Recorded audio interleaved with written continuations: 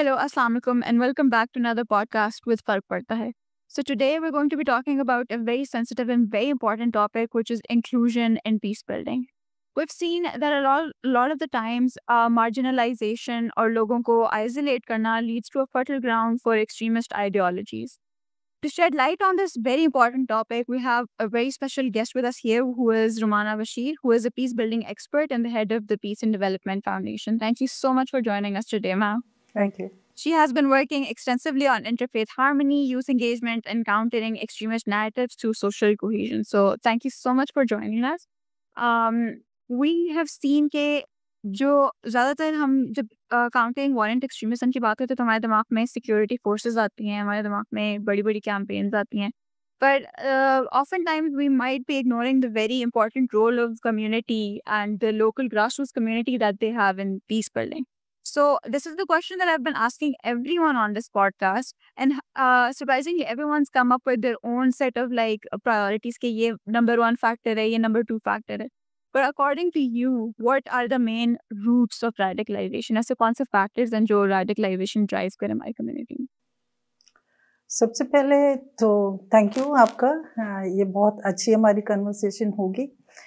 मुझे लगता है क्योंकि मुझे 30 इयर्स हो गए इस फील्ड के अंदर और तकरीबन ऑल ओवर पाकिस्तान मुझे डिफरेंट कम्युनिटीज़ के साथ उनको ट्रेंड करना, उनके साथ डिफरेंट लेवल्स पे कन्वर्सेशंस का टाइम मिला. और कॉन्टेक्चुअल एनालिसिस ये कहता है कि जो हमारे ड्राइविंग फोर्स है, जो कॉन्फ्लिक्ट के जो डायरेक्टर्स हैं या हम फैक्टर्स कहते हैं उनको, तो मैं कभी कभी डायरेक्टर्स और एक्टर्स की टर्म भी यूज़ करती हूँ कि डायरेक्टर कोई और होता है जो नज़र नहीं आ रहा होता और एक्टर वो होता है जो सरफेस पे है. तो कैसे इसके अंदर मुझे लगता है सबसे पहले तो हम लोगों का जो उनकी जो एक ना ब्रेन वॉशिंग है वो थ्रू एजुकेशन सिस्टम करते हैं. तो सबसे पहला हमारा जो फैक्टर है जो बहुत सारे लोगों को वो इन्फ्लुएंस करता है वो है हमारा एजुकेशन सिस्टम. एजुकेशन सिस्टम के अंदर हमारा जो करिकुलम है, जो हमारी टेक्स्ट बुक है, उसके अंदर जो एक रिलीजियस लाइन खींच के लोगों को एक डिवाइड कर दिया जाता है, वो एक माइंडसेट हम बना रहे होते हैं. तो मैं ये कहती हूँ कि जो हम मिट्टी है ना, जो उसके अंदर हम बीज बो रहे हैं, फिर उसकी प्रोडक्शन भी वही है. तो जो लोग वो उस टेक्स्ट बुक को पढ़कर आ रहे हैं ना, तो वो एक ख़ास माइंडसेट डेवलप होता चला जा रहा है. अब पहले हम जब पढ़ते थे हमें नहीं पता था कि हमारे क्लास फेलोज़ में, हमारे फ्रेंड्स में कौन सा बच्चा क्या है, और हमें कभी घर से भी नहीं समझ में आई थी कि हमने जाके चेक करना है कि हमारे फ्रेंड्स में कौन क्या है. अब छोटे बच्चों को प्राइमरी लेवल से पता है कि मेरे साथ शिया बच्चा है, सुन्नी बच्चा है, क्रिश्चियन है, हिंदू है, सिख है. अब बच्चे बाज़ का कुछ जगहों पे ऐसा हुआ है कि एक्सपीरियंस हुआ है हमें कि घर में शायद ऐसे कन्वर्सेशन उनको मिल गई है, कहीं डिफरेंस उनको मालूम पड़ा है, तो उन्होंने जाके क्लास में टीचर को कहा है कि ये बच्चा सो एंड सो आइडेंटिटी है इसकी, मैं इसके साथ नहीं बैठना चाहता. तो देखें कि ये जो माइंडसेट बनाने का, मैं हमेशा कहती हूँ कि एजुकेशन सिस्टम जो है वो बहुत बड़ा हमारा कनेक्टर हो सकता था, लेकिन अनफॉर्चुनेटली पिछले कोई 40 इयर्स से हमने इसको एज डिवाइडर बहुत ज़्यादा यूज़ किया. तो एक बहुत बड़ा फैक्टर मुझे ये लगता है रेडिकलाइजेशन, क्योंकि यहाँ बहुत सारे लोग जो हैं वो इफ़ेक्ट हो रहे हैं इससे. रिलीजियस लीडरशिप के पास एक अपॉर्चुनिटी है कि अगर ये एक कनेक्टर का रोल प्ले करें तो ये बहुत अच्छे से लोगों को कनेक्ट कर सकते हैं, हारमोनियस सोसाइटी की तरफ लोगों को मोल्ड कर सकते, ले जा सकते हैं, रिलीजियस कम्युनैलिटीज़ से ये अपनी बात को आगे बढ़ा सकते हैं. लेकिन अगर ये ऐसा नहीं करे तो ये बहुत बड़ा फैक्टर है जो रेडिकलाइजेशन की तरफ हमें जो है वो ले जाता है, बड़े आसानी से ड्राइव करता है ये. तो ये जो बड़े बड़े फैक्टर्स हैं जो, और टीचर्स जो हैं, इनको हम इग्नोर नहीं कर सकते. टीचर्स जो हैं अनफॉर्चुनेटली पिछले 40 ईयर्स में तो टीचर्स ने भी वही पढ़ा है और बाद में वो टीचर्स बन गए तो वही पढ़ाएंगे जो उनके पास नॉलेज है. तो टीचर भी है वो, उसके पास अपॉर्चुनिटी है कि वो कनेक्टर का रोल भी प्ले कर सकता है और वो डिवाइडर का रोल भी प्ले कर सकता है. लेकिन मेरा जो पर्सनल एक्सपीरियंस है, मैंने टीचर्स को डिवाइडर्स का रोल प्ले करते हुए बड़ा क्रिटिकली देखा है और जो बड़ा अनफॉर्चुनेट है।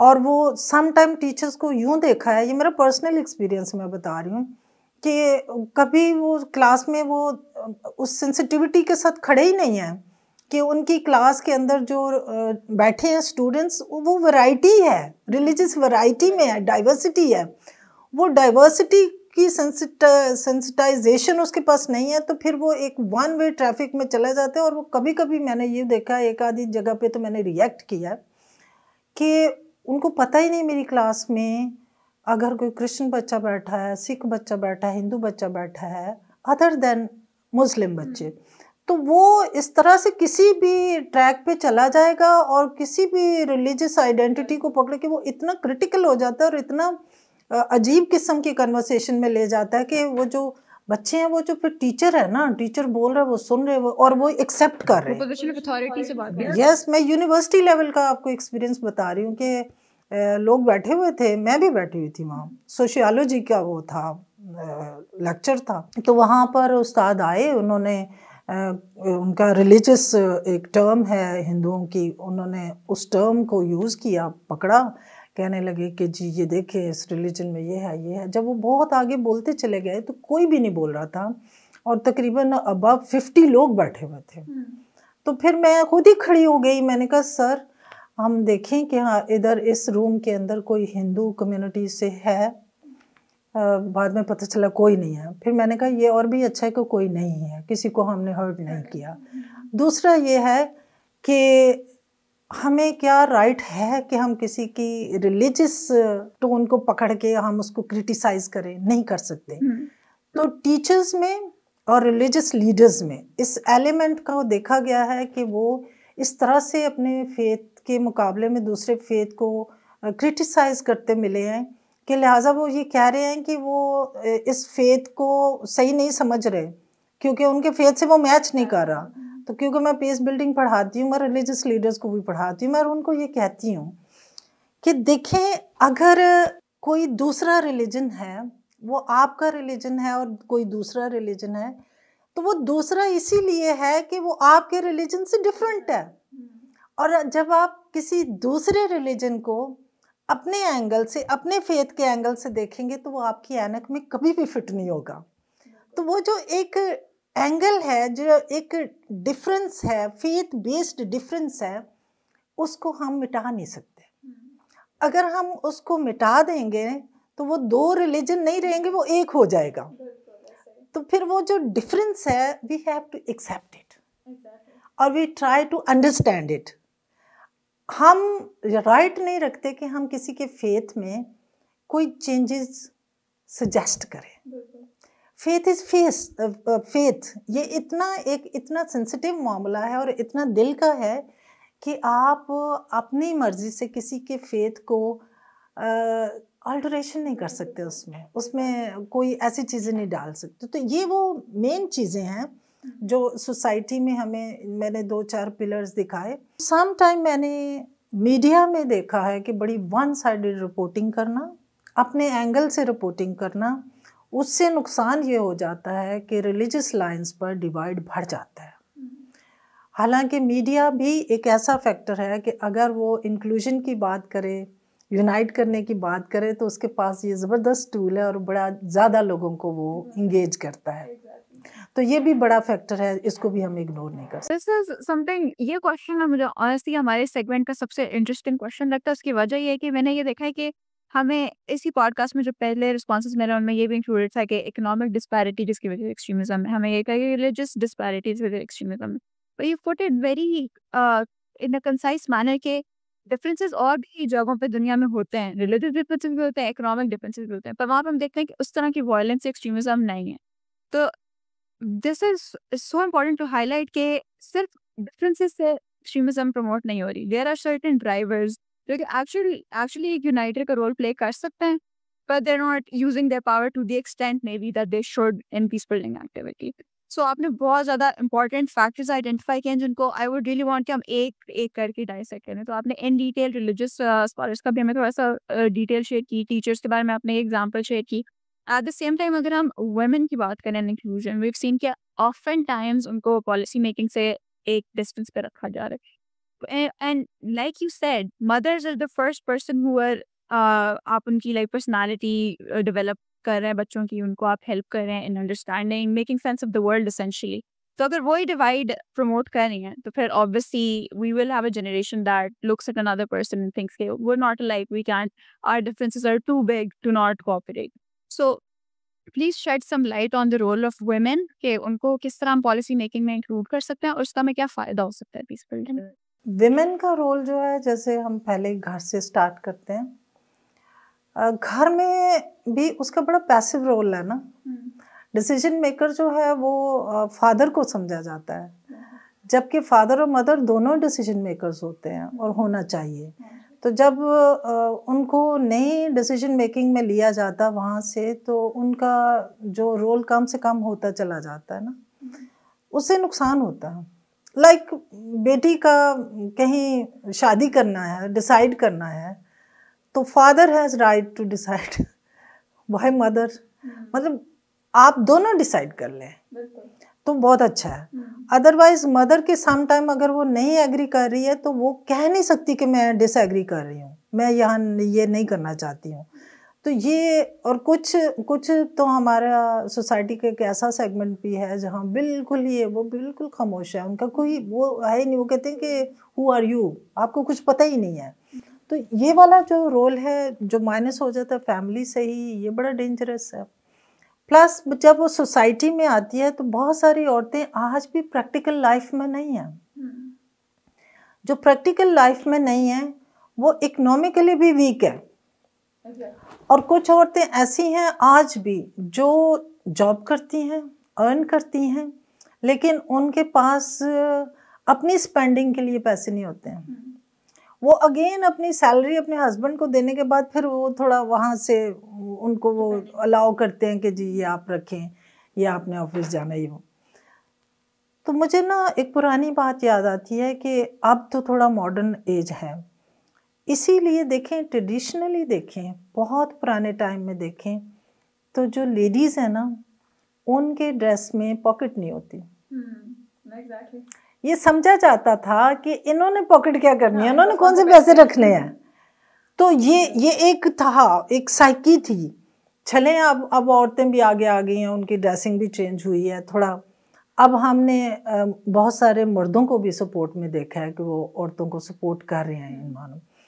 तो औरत जो है वो डिसीजन मेकिंग में इसलिए नहीं है, दो ही फैक्टर हैं, एजुकेशन, एक्सपोजर, इकोनॉमिक डिसएम्पावरमेंट जो है, ये जो तीन चीज़ें हैं वो उसको बहुत वीक करती हैं।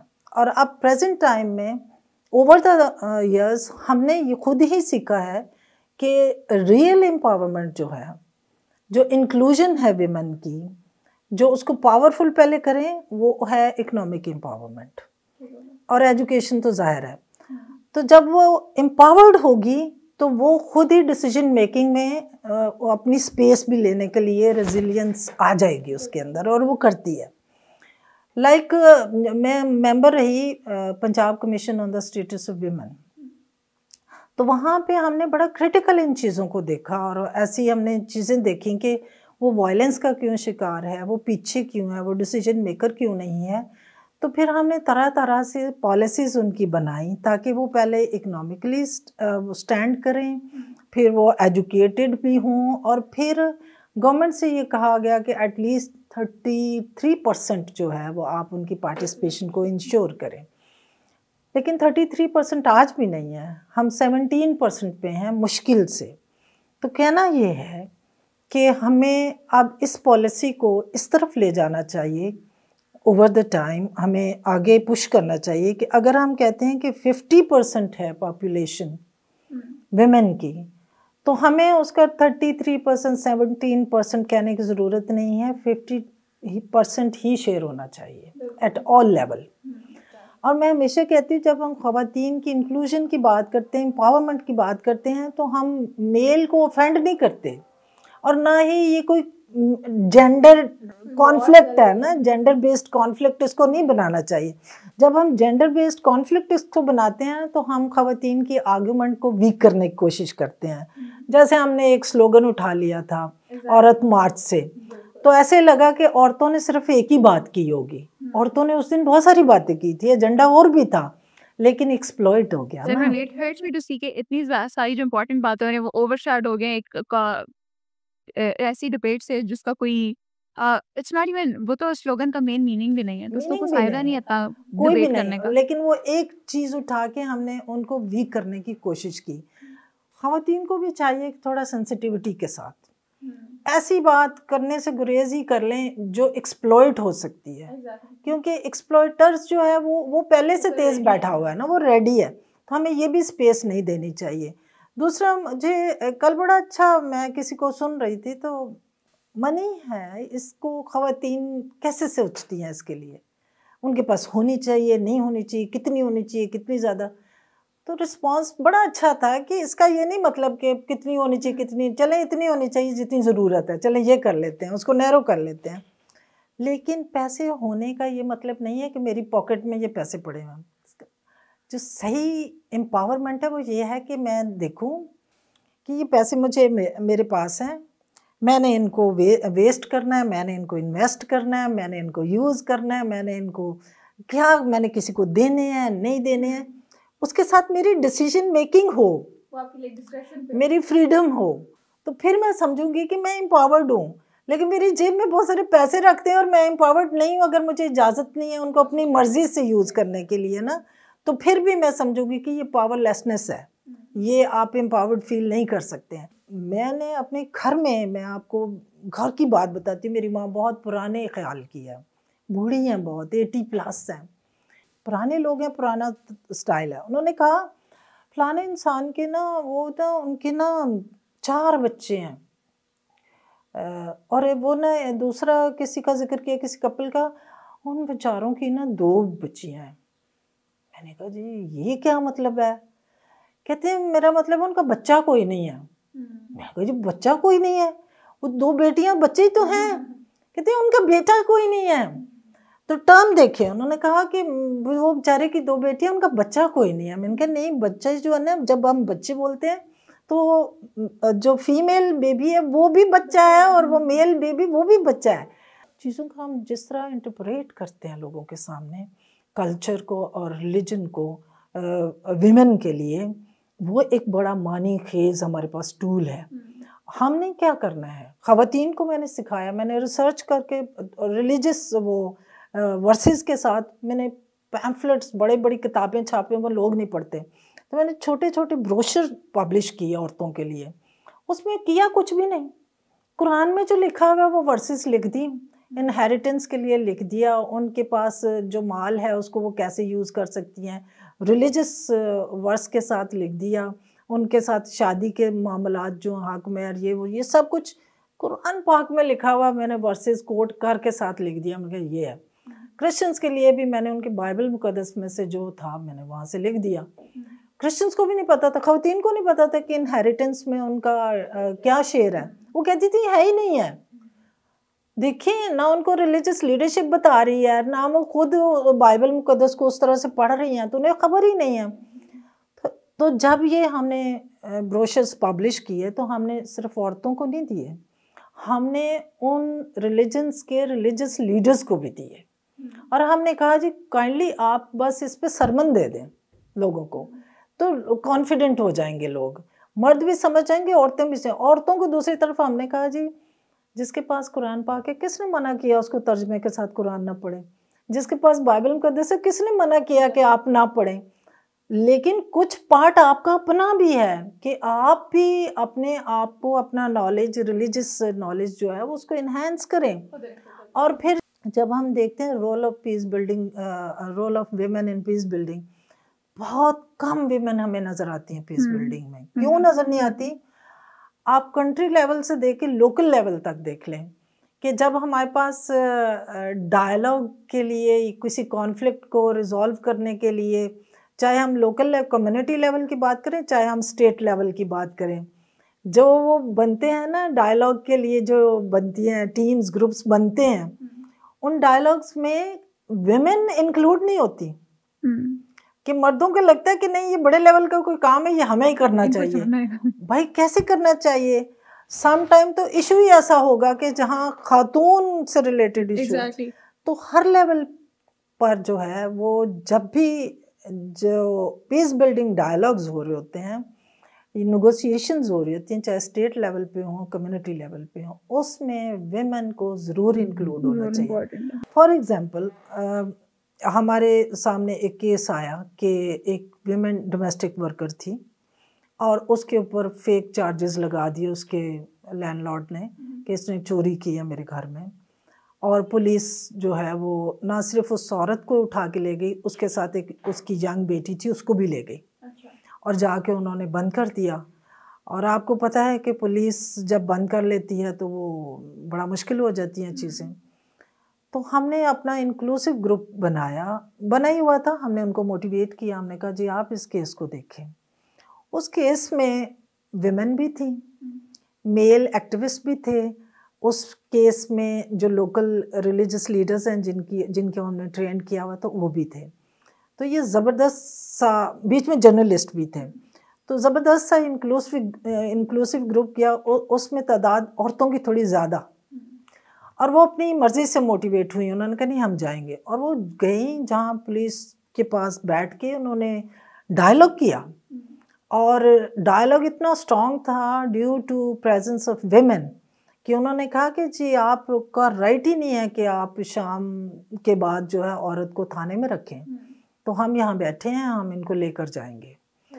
यहाँ तक वो कन्विंस कर लिया उन्होंने पुलिस ऑफिसर को कि उन्होंने कहा कि हम ये चाहते हैं आपकी बात से, और आप इतना स्ट्रॉन्ग हैं ग्रुप, आप इस इशू को कम्युनिटी लेवल पे ले जाएं और वहाँ जाके जो इनका ओनर है उसको भी बिठाएं और आप भी डायलॉग करें और देखें कि आप क्या वे आउट तलाश कर सकते हैं। अगर आप कहते हैं इस औरत ने चोरी भी नहीं की तो आप इसको रिजॉल्व करें और हम आपको सपोर्ट करते हैं कम्युनिटी लेवल पे। तो ख़वातीन ने उस सारी कन्वर्सेशन को लीड किया, थाने में भी लीड किया, कम्युनिटी में भी जाके लीड किया, और वहाँ जाकर ये रिजॉल्व हुआ कि जो उसका ओनर था जिसने ये एलिगेशन लगाया था उस पर, उसने कहा ठीक है हम थोड़ा टाइम लेते हैं और हम इसको चेक करते हैं और हम इसको क्रॉस चेक करते हैं। और उन औरतों ने कहा जो डायलॉग में थी, उन्होंने कहा जी हम रिस्पॉन्सिबल होंगे, अगर इस पर ये चार्जेस जो हैं वो साबित हो गए तो हम रिस्पॉन्सिबल होंगे। I think you put it all really well कि जहाँ पर भी हम लाइक वुमेन इंक्लूजन की बात करते हैं, सबसे पहली बात तो जो आपने की which I resonate with a lot कि it all starts at home. कि घर में हम उनको एम्पावरमेंट इस परफॉर्मेटिव किस्म की दे रहे हैं कि अगर हम इकोनॉमिक इंडिपेंडेंस की बात करें तो हम कहने के here this money but you suppose to spend it a proper way, like यही तरीका है इसके अलावा, and this is an economic independence. At the same time अगर हम पॉलिसी की बात करें या इदारों की बात करें, पुलिस हो गई या जहाँ भी, हम एक लाइक सीटें रख देते हैं कि अच्छा ये 5 सीटें ये औरतों की होंगी, पर is it really doing any justice to the जो रिप्रेजेंटेशन एक्चुअली होनी चाहिए? Not really. And we have seen के जिस तरह आपका इंसिडेंट डिस्क्राइब किया कि टाइम एंड टाइम अगेन हमें ये प्रूव हो रहा है, हमें इतना ज़्यादा प्रूफ मिल रहा है कि जहाँ पे भी वुमेन इंक्लूजन है वहाँ पे वो एक डिफरेंट पर्सपेक्टिव भी लेकर आ रही हैं, वो डिफरेंट आइडियाज़ भी लेकर आ रही हैं, उनकी competence is something that can not be replaced. So these are all things that we need to take into account when we see के पीस बिल्डिंग के जैसे इंपॉर्टेंट एक्ट में इंक्लूजन नहीं है, which might be one of the most important factors in my opinion. At the same time, if we're talking about interventions, जिस तरह आपने 2 interventions की बात की जो मुझे actually I'm thoroughly impressed, जो सबसे पहले आपने brochures की बात की, such a nice initiative and I feel like stuff like this is something जो ग्रास रूट लेवल पे आप कर रहे हैं। तो आप एक बॉटम अप अप्रोच है, कम्युनिटी के पास पहले आप जा रहे हैं, एक अंडरस्टैंडिंग डेवलप कर रहे हैं, एट द सेम टाइम जो लाइक आपने इंक्लूसिव ग्रुप्स प्रमोट किए। ऐसे और कौन से इनिशिएटिव्स हैं या ऐसी कौन सी पॉलिसीज़ हैं जो आपने अपने एक्सटेंसिव वर्क एक्सपीरियंस में देखी हैं जो आपको लगता है कि ये परफॉर्मेटिव नहीं है, ये एक्चुअली मीनिंगफुल इंक्लूजन है? अगर ऐसे कोई एग्जांपल्स हैं तो प्लीज़ शेयर विद अस। जो कम्युनिटी लेवल और पॉलिटिक्स, ये मैं दोनों को डिस्कस करूँगी इस क्वेश्चन के अंदर। जो कम्युनिटी लेवल है इसके अंदर हमने डिफरेंट इंटरवेंशंस किए, क्योंकि हमने क्रिएट किए वो अपॉर्चुनिटीज़ जहाँ बार बार कम्युनिटीज़ का इंटरेक्शन हो, क्योंकि जब हमारा इंटरेक्शन होता है तो रिलेशन बिल्डिंग होती है। जब हम किसी को जानते नहीं, किसी को मिले ही नहीं, तो उससे हमारा कोई रिलेशन भी नहीं है। तो हम कोशिश करते हैं कि ऐसी अपॉर्चुनिटीज़ हम क्रिएट करें, डिज़ाइन करें कि लोग उसमें आएँ और आएँ भी खुशी से। उनको वो नहीं कि हम उनको पकड़ के लेकर आए, नो। लाइक हमने एक रखा कंपोनेंट, हमने कहा कि हम करते हैं कि लोग रिलीजन के नाम पर डिवाइड फील करते हैं। सम टाइम ऐसा कॉन्टेक्स्ट बन जाता है या कोई ऐसे ट्रेजिक इंसिडेंट्स हो जाते हैं, उससे लोग डर जाते हैं और डिस्टेंस क्रिएट हो जाता है उनके दरमियान, और अपने आप को ना थोड़ा इनसिक्योर फील करते हुए, जो थोड़ा पावरफुल है वो अपने आप को और पावरफुल फील करता है, जो वीक है वो अपने आप को और पीछे आइसोलेट कर लेता। तो ये डिवाइड को हम कैसे मिटिगेट करें? तो हमने उनको क्या कहा, हमने कहा चलो भाई सब ना मिलकर ना चलते हैं और हम ना डिफरेंट वर्शिप प्लेसेस विज़िट करते हैं, लोगों को मिलते हैं, आउटिंग भी है, खाएं पिएंगे भी, और थोड़ा हम और जिस रिलीजन की वर्शिप प्लेस में जाएंगे हम उसके से रिलेटेड हमारे माइंड में कोई क्वेश्चंस हैं तो हम उधर ही पूछेंगे, ताकि हमें सीखने का मौका मिले, जानने का भी मौका मिले, और वो जो मिसकंसेप्शंस हैं शायद वो कहीं काम होने का मौका भी हमें मिल जाएगा। तो हमने काफ़ी साल ये प्रैक्टिस किए रखा। बाद में बहुत सारे और हमारे ऑर्गेनाइजेशंस ने भी इसको अडॉप्ट किया और वो अब कर भी रहे हैं और हमें अच्छा लगता है। हमने ये किया कि यहाँ से लोगों को उठाया, लाइक मैं एक एग्जांपल फिर कोट करती हूँ क्योंकि प्रैक्टिकल वर्क बहुत है ना, तो मुझे बार बार मैं आपको मिसकंसेप्शंस मिटिगेट करने कैसे हमें किया। जैसे मैंने कुछ रिलीजियस लीडर्स को, मुसलमान रिलीजियस लीडर्स को, जो मदरसा हेड्स हैं इस तरह के ना, थोड़ा सीनियर ग्रुप, क्योंकि सीनियर्स को एजुकेट करें तो नीचे फिर वो उसका खुद ही ट्रिकल डाउन इफेक्ट आएगा। तो हम उनको ले गए ननकाना साहब। ननकाना साहब में हमने रिक्वेस्ट की हुई थी पहले से कि हमें आपका बहुत पढ़ा लिखा ग्रंथी साहब हों जो वहाँ लीड करें। तो वाकई वो बड़े अच्छे पढ़े लिखे ग्रंथी साहब थे। हमारा ग्रुप जाके बैठा, स्कूल से खाना शाना उन्होंने खिलाया, जो उनका लंगर था। उसके बाद हमने कहा जी हमें थोड़ा टाइम दें कि हम आए क्यों हैं, बात करें। तो साथ ही हमने जो हमारे रिलीजियस लीडर्स थे उनको मैंने कहा जी कि आपने ये नहीं सोचना कि मेरा कोई सवाल गलत होगा, आपको उस सवाल को कोई माइंड नहीं करेगा, लेकिन आज तक आपने जो सोचा है ना सिख मत के लिए, सिख कम्युनिटी के फेथ के लिए, और आपको उसका जवाब नहीं मिला आपके जहन में, आपने वो पूछ डालना है, कुछ भी नहीं होगा, कुछ भी नहीं होगा, कोई माइंड नहीं करेगा, कोई डिसरिस्पेक्ट नहीं होगी, वो आपका एक थिंकिंग है, आपने आगे रख दिया। अच्छा, उन्होंने पूछे बहुत क्वेश्चन बड़े क्रिटिकल, एट द एंड वो खुद उनका कंक्लूजन था, उन्होंने कहा आज एक बात समझ में आई है, इससे पहले हम समझते थे हिंदू और सिख एक ही मजहब है, तो आज हमें पता चला इसमें बड़ा डिस्टिंक्शन है। और जो सिख फिलॉसफी है उसकी अपनी एक किताब है, उसके अंदर क्या है, और इस तरह से हमें बड़ा मजा आ गया, हमने एक नई बात सीखी। और हमने बाबा गुरु नानक साहब ने कहा कि हमें उनका इंटरेक्शन नजर आया कि मुसलमानों के साथ भी है, और उनके साथ जो बहुत करीबी बंदा था उनका वो मुसलमान था, और फिर उनकी किताब के अंदर सूफिया कलाम है। तो ये चीज़ें जब उन्होंने कहने लगे ये तो बड़ा आज एक नई बात हमें समझ में आई है, और हमारी वो जो गलत फहमी है वो दूर हो गई है। ये मैंने आपको एक एग्जांपल दिया, इस तरह की कई और है। इस तरह फिर हम लोगों को चर्चिज़ के अंदर ले गए, वहाँ हमने उनके प्रीस्ट को कहा जी कि आप इनके क्वेश्चंस को रिस्पॉन्ड करें, इनके अंडरस्टैंडिंग क्रिश्चियनिटी के बारे में वो नहीं है जो एक क्रिश्चियन की है, तो ठीक है नहीं है क्योंकि उनका मज़हब नहीं है, तो आप उनके जो भी क्वेश्चंस हैं हमको रिस्पॉन्ड, और उन्होंने किया।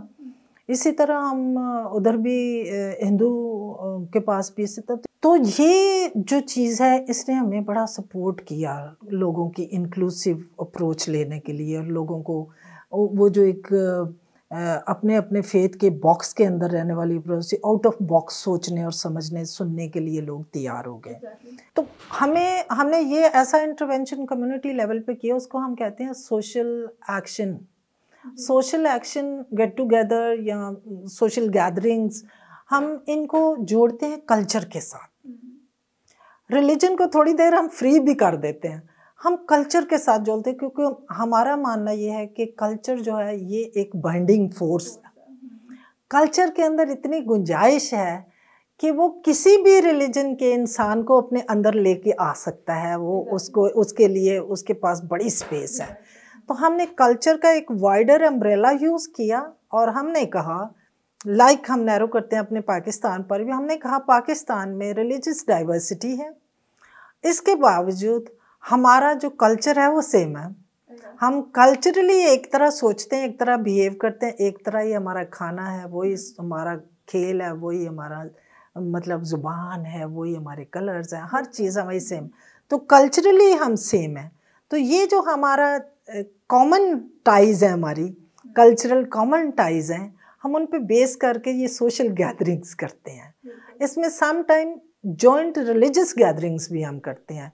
आपका सारा काम ही इतना होलसम है कि आई कंप्लीटली अंडरस्टैंड कि आपका दिल नहीं करता ऑफिस में, बिकॉज दिस इज समथिंग कि इवन ये एग्जांपल सुनते हुए it brings joy to my heart कि this is something that people are doing and this is something that's effective.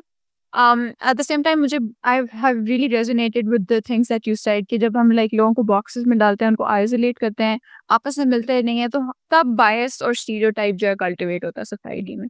While we move towards the end of this podcast, I would really want कि आप अगर quickly 3-4 line में summarize कर दें कि इतना जो आपका extensive, impressive work है, इसमें क्या कौन से challenges आपको face करने पड़ते हैं, आप उनको कैसे overcome करें, primary जो challenges हैं main और उसके साथ साथ अगर आप एक closing note हमारे viewers को दे दें तो that would be great.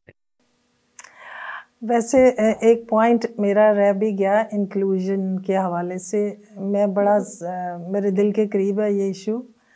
मैं इंक्लूजन की बात ओवरऑल भी रिलीजियस माइनॉरिटीज़ की करती हूँ, जो है पॉलिटिक्स के अंदर विमेन और रिलीजियस माइनॉरिटीज़ को एक ही तरह डील किया गया है। तो उसमें यह है कि अगर रिलीजियस माइनॉरिटीज़ की इंक्लूजन की बात करें डिसीजन मेकिंग में, पॉलिटिक्स में, मेन स्ट्रीम पॉलिटिक्स में, तो उसमें बहुत सारा काम करने की अभी भी ज़रूरत है। नंबर 1 तो ये है कि वो अंडर रिप्रेजेंटेशन है उनकी, क्योंकि टाइम के साथ उनकी सीट्स को इंक्रीज़ नहीं किया गया। 80s में जो उनकी सीट्स थी, reserved seats for minorities in provincial assemblies और national assembly, they are still same. और ये सामने नज़र आती है बात, क्योंकि ओवर द ईयर्स जो है ओवरऑल सीट्स जो है वो इंक्रीज़ हुई हैं, प्रोविंशियल लेवल पे भी, नेशनल लेवल पे भी। तो इसको चेक करने की ज़रूरत है। उनको इंक्लूजन को बढ़ाने की बजाय हमने उसको डिक्रीज़ किया टाइम के साथ, ये बड़ी बात है। दूसरे ये है कि हमेशा मैं तो इस पे रिएक्ट करती हूँ कि जो आइसोलेशन है उनकी विद इन पॉलिटिकल पार्टीज़ के अंदर भी, वो ये है कि पॉलिटिकल पार्टीज़ ने माइनॉरिटी विंग्स बनाए हुए हैं, माइनॉरिटी विंग्स में फिर उनको आइसोलेट कर देते हैं, और उनकी जो मेन स्ट्रीमिंग है पॉलिटिकल पार्टीज़ के अंदर वो भी नहीं है, उसको देखने की ज़रूरत है। फिर जो नॉन मुस्लिम वेमेन है उसकी इंक्लूजन इन पॉलिटिक्स वो स्टिल पेंडिंग है, क्वेश्चन मार्क है। क्यों है कि जो रिजर्व्ड सीट्स फॉर विमेन है प्रोविंशियल और नेशनल लेवल पर, उसके अंदर भी क्योंकि वो पॉलिटिकल पार्टीज़ ने नॉमिनेट करना होता है, तो पॉलिटिकल पार्टीज़ जो हैं वो नॉन मुस्लिम विमेन की नॉमिनेशन में बहुत ज़्यादा पीछे हैं, उनके ऊपर बहुत क्वेश्चन मार्क है ये। और क्योंकि जो मोस्ट मार्जिनलाइज्ड तबका है वो नॉन मुस्लिम विमेन है, क्योंकि वो 2-3 बार मार्जिन्स हैं उसके ऊपर। एक विमेन होने के नाते ओवरऑल मार्जिन है, फिर माइनॉरिटी विमेन होने के नाते फिर मार्जिन है, फिर विद इन माइनॉरिटी भी उसके ऊपर मार्जिन है। तो उसको भी देखने की ज़रूरत है कि उसको किस तरह हम इंक्लूड कर सकते हैं। फिर जब इनका इंक्लूजन जो है वो इतना लो लेवल है, नॉन मुस्लिम विमेन का भी और माइनॉरिटी का ओवरऑल भी, तो इसलिए फिर ये डिसीजन मेकिंग में नज़र नहीं आते आपको। और कई डिसीजन, कई लेजिस्लेशन ऐसी हो जाती हैं जहाँ इनकी प्रेजेंस ना होने की वजह से वो इनके अगेंस्ट जा रही होती है, लेकिन वो पास हो रही होती है, क्योंकि इनके बीच में वो आती नहीं है, पार्टिसिपेशन नहीं आती, कोई अपोज नहीं करने वाला होता, तो वो चल जाती हैं चीज़ें। तो चैलेंजेस जो हैं ये टाइम के साथ साथ चेंज होते जाते हैं। ये मैं इतने सालों मैंने ये ज़रूर सीखा है, क्योंकि हम जहाँ बहुत काम भी कर चुके होते हैं, बहुत लोग जो हैं वो बड़े ज़बरदस्त अपने बिहेवियर्स में, थिंकिंग में चेंज हो चुके होते हैं, लेकिन कभी कभार उनके एरिया में गलत फहमी की बिना पे जिसको डिग आउट नहीं कर पाते, नहीं समझ पाते टाइमली एकदम से, तो कई दफ़ा वो हिप्नोटाइज हो भी जाते हैं, ट्रैप हो भी जाते हैं, कई दफ़ा लोगों के बिहेवियर्स चेंज भी हो जाते हैं, रिवर्स भी हो जाते हैं। इसलिए मैं कहती हूँ कि ये जो काम है इसको बड़ा परसिस्टेंटली करने की ज़रूरत है, ताकि वो जो रिवर्सल है बिहेवियर्स का, क्योंकि इसके एंटी भी काम करने वाली फोर्सेस हैं ना, वो भी कर रहे होते हैं काम। ऐसे लोग भी हैं जो लोगों की थिंकिंग को मतलब पॉइजन करने का काम भी करते रहते हैं अनफॉर्चुनेटली। तो हमें ये अपना गुडनेस का काम जो है इसको जारी रखना चाहिए और इसको रिलीजियस लाइंस पे नहीं सोचना चाहिए।